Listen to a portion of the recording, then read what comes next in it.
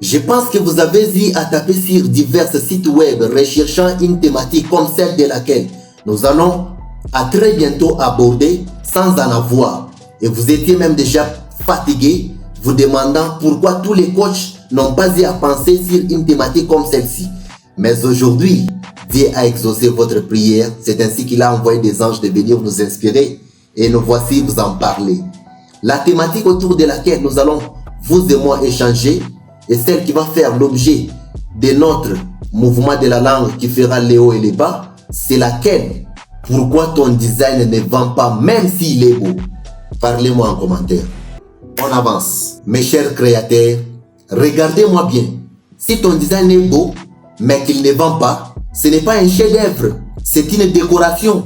Et la décoration ne paye pas la facture, ça vous devez le savoir. Le sitôt possible, comme l'a déclaré Steve Jobs dans une interview accordée à Business Week en 1996, lorsqu'il revenait chez Apple pour redresser l'entreprise.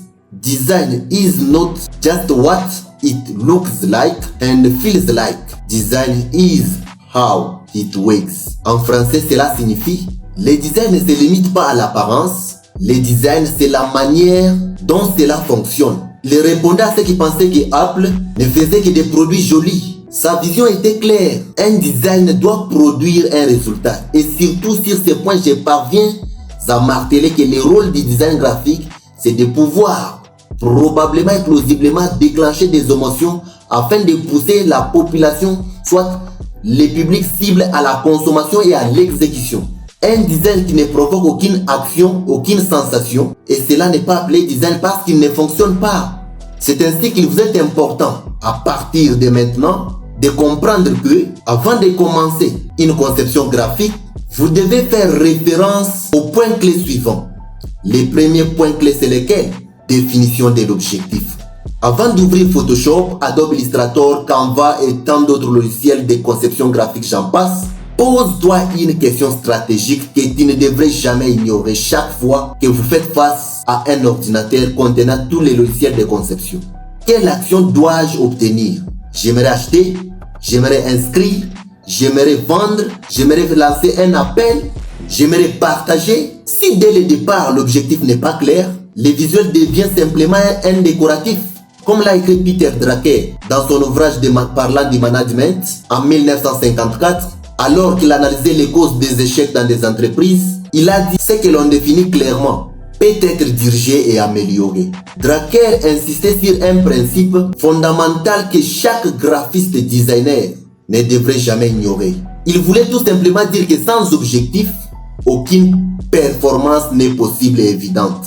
Un design sans objectif, c'est une campagne sans direction. Et sans direction, il n'y a ni progrès ni résultat. Le deuxième principe, c'est lequel? La mise en œuvre du point focal. L'être humain ne lit pas au hasard. Il cherche un repère. Dans son ouvrage Design, Form and Chaos de 1993, Paul Rand expliquait que le design est simple lorsqu'on sait éliminer les superflus.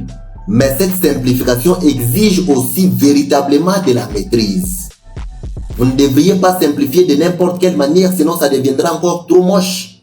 Un seul élément doit dominer sur votre support de communication. Et celui-là peut être une promotion, un chiffre puissant, un titre d'une campagne d'évangélisation, un visage parfois d'une personne sur votre support de communication, un bouton principal. Si tout est important sur un support de communication, en réalité, rien ne l'est parce qu'il n'y a pas de la hiérarchie. Les informations ne sont pas hiérarchisées sur votre support de communication. Le leadership visuel exige obligatoirement une hiérarchisation des idées, soit des informations, sur les supports de communication. À ne jamais oublier. Comme dans toute grande organisation, vous verrez qu'il y a une hiérarchisation des informations et des postes. Il y a un chef, il y a un adjoint, il y a un secrétaire, il y a un comptable, il y a un trésorier. C'est comme ça que ça devrait se passer sur un support de communication. Pas tout le monde dans une entreprise avoir le même niveau, c'est impossible et inconcevable. Parce que même Dieu, c'est un vrai designer. Il a su comment créer des géants, des chétifs, des bronzés, des noirs. Tout le monde ne devrait pas être noir, sinon ça serait une confusion totale. Alors vous comprenez que le premier designer c'est Dieu. Si vous voulez plus savoir des performances sur qui est le premier designer, Suivez ma première formation, tout savoir sur Photoshop.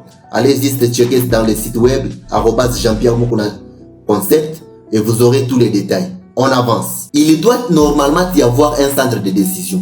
Dans un design, ce centre s'appelle le point focal. Le troisième point clé à retenir, c'est lequel? Le respect de l'appel à l'action fort.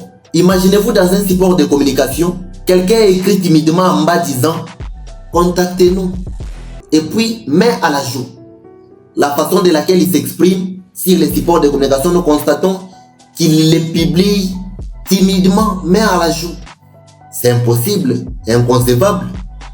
Et lorsque vous publiez timidement ainsi, qui va pouvoir agir? Personne.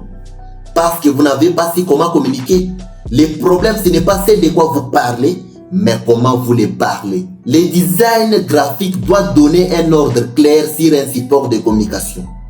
Robert Cialdini, en 1984, dans son ouvrage La psychologie de la persuasion, après plusieurs années d'études des mécanismes de persuasion commerciale, a démontré que les individus passent plus facilement et hâtement à l'action lorsqu'une directive leur est donnée. Autrement dit, si vous ne dites pas à quelqu'un quoi faire avec clairvoyance, la majorité des gens ne fera rien. Un design stratégique affirme: vous devez communiquer en bas lors de l'appel à l'action fort avec autorité. Par exemple, avec des expressions fortes. Appelez maintenant. Inscrivez-vous, car les places sont limitées. Profitez de l'offre. Ces expressions sont claires, visibles et surtout compréhensibles. Un visuel qui hésite crée l'hésitation. Et l'hésitation tire la conversion. Mes chers bâtisseurs visuels, le marché ne récompense pas la beauté seule. Il récompense l'efficacité. Un design stratégique définit un objectif clair, impose une hiérarchie forte, commande une action précise. Ceux qui comprennent cela ne créent pas seulement des images, par contre, ils créent de l'impact visuel.